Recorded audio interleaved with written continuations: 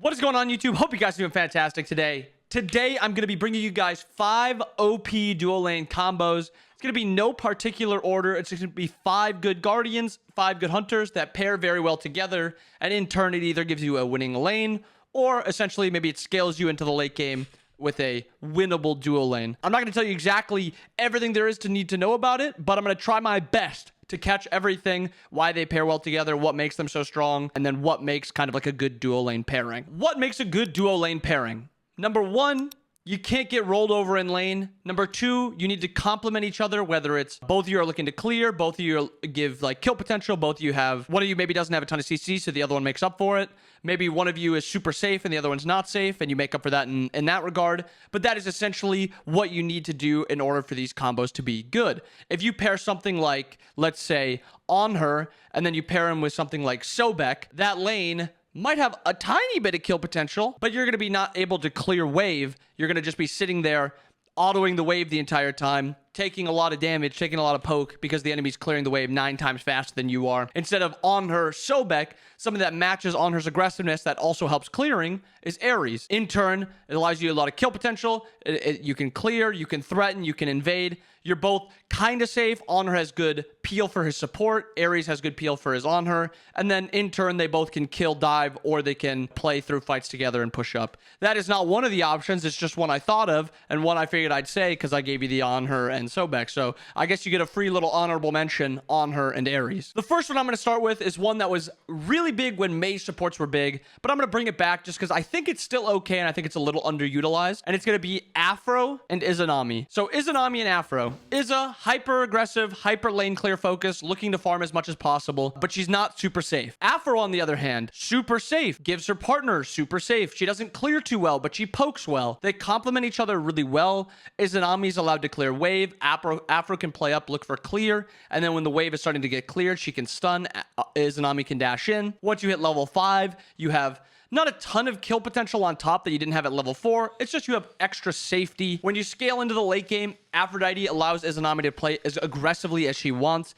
An Izanami that can't get dove is an Izanami that can kind of 1v5 a team fight. Aphrodite there pairs very, very well with Izanami. They complement each other. They make up for each other's weaknesses. Aphrodite also complements Izanami with giving her some CC and also some extra damage. Very, very strong combo. The Warriors ran it a lot and they were winning a lot. It's a very, very good one to start with. Next up, probably one of the most underrated gods in the game right now. Unfortunately, I'm sorry, Nathan, I've got to mention her. Freya. Freya is going to be the ADC, and the support is going to be Sylvanus. Now, what makes these two so strong together? Sylvanus, 1, allows you to group the wave, which allows Freya to 2 the entire wave. Sylvanus autos hit the entire wave. It gives them very strong push. Freya's weakness is that she can't perma-fight because she's on a cooldown on her 2. Every 11 seconds, she gets 6 seconds where she can trade, and then she has a 5-second little break in between, and then she can start trading again. Sylvanus, on the other hand, because he has ranged autos, allows you to kind of just permanently trade at all times. Even if you lose trades a little bit, Sylvanus also has heals in that regard. Freya heals herself. This 2v2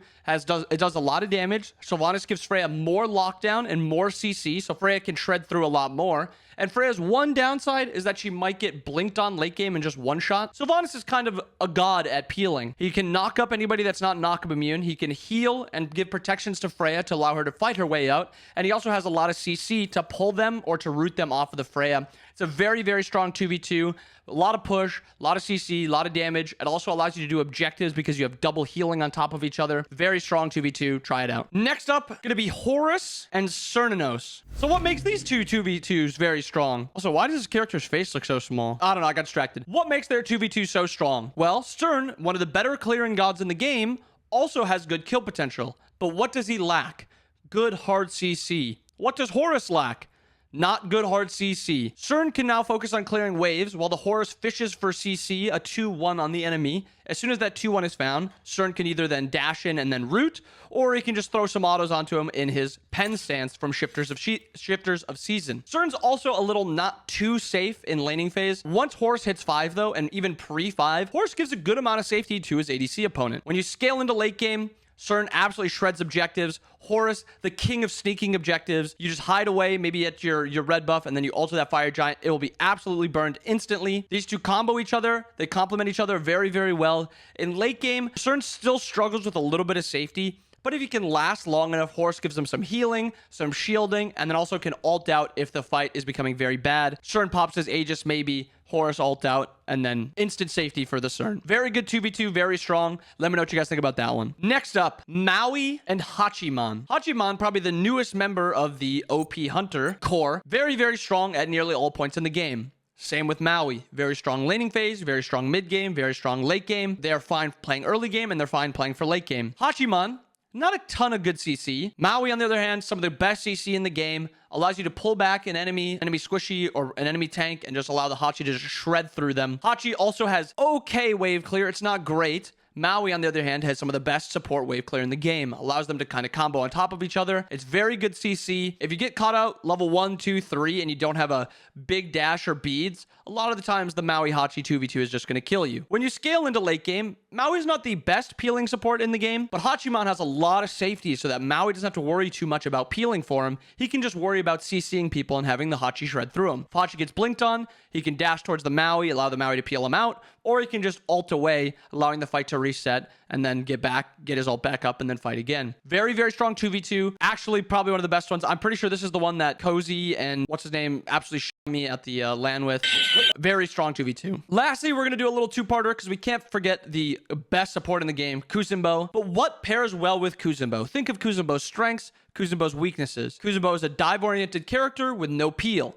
So what do you want out of your ADC? You want an ADC that is either super safe or can help him dive. The two hunters I'm going to be giving you guys, Xbal and Cherno. Both of them don't give the laning phase super good strengths. Kuzenbo's a strong laning phase character, but both of them are pretty weak. Xbal's slightly better. He can get his passive stacked up. Once he gets his passive stacked up a little bit, he can do a lot more damage. Cherno, on the other hand, kind of just farming for 20, which is what Kuzenbo wants to do at that point. Early game, all you're trying to do with either of these 2v2s, since they both scale very well, is just kind of make it through the laning phase. Once you hit level 5, 6, 7, at that point, that is when you want to fight. That is when you want to take fights, because Kuzenbo, a lot of damage, a lot of dive, a lot of CC, and then Cherno and Xbal either help him dive or dive with him. If Kuzenbo's diving in a late game team fight and Xbal's his duo, Xbal drops ult and allows the Kuzenbo to just go absolutely buck wild in the team fight, and then the assassin can kind of clean up the entire fight. The one downside to Xbal is he's not as safe as a lot of other hunters, so it's a bit risky to play him. If you pick Kuzenbo, Xbal, laning phase top 2, and the enemy responds with Fenrir, your Xbal's not going to be feeling too good. On the other side, Cherno, really good blind pick. Only thing he really lacks is a strong laning phase. Kuzenbo is a good laning phaser, so it kind of makes up for it.